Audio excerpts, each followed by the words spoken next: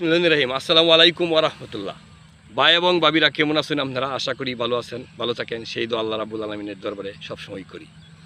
যাক, আজকে ভিডিওতে আসার কারণ হলো এএসপি পলাশ সাহা, উনার কিছু কথা তুলে ধরার জন্য আপনাদের সামনে আসলাম। সেটা হলো, দেখেন, এই যে পলাশ সাহা, এই পলাশ সাহা একজন পুলিশ কর্মকর্তা। আর সেই পুলিশ কর্মকর্তা হইতে কিন্তু অনেকের স্বপ্ন থাকে, আর উনি ওনার স্বপ্ন নিজেই ধ্বংস করে দিলেন, নিজেই নিস্তব্ধ হয়ে গেলেন নিজের পিস্তলের দ্বারা। এইটা কিন্তু একটা কৌতূহল যে নিজেই নিজের পিস্তল দ্বারা মৃত্যুবরণ করলেন।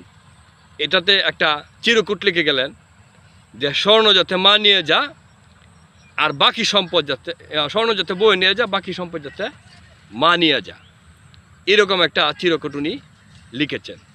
এখন আমার উপস্থাপনের বিষয় হলো যে একটা মানুষ যখন নিজেকে সান্ত্বনা দিতে গিয়ে ব্যর্থ হয়ে যায়, তখন এই লোকটা আপনার আত্মহত্যা করে। আর এই আত্মহত্যা তো একটা বড় বিষয়, বিশাল ব্যাপার। তা আমি যে কথাটা বলতে চাই, একটা পুরুষের কাছে তার মা অপ্রিয়, তার বউও প্রিয়। মাকে প্রথম প্রায়োরিটি দিতে হবে, তারপর সেকেন্ড টাইম বউকে প্রায়োরিটি দিতে হবে। আমি প্রায় সময় বলে থাকি, আদরে আদরে মানুষ কিন্তু বাদর হয়ে যায়।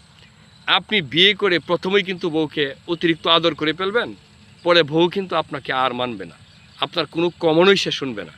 দেখা গেছে একটা সময়ে আপনার পরিবারের মধ্যে আপনার যন্ত্রণার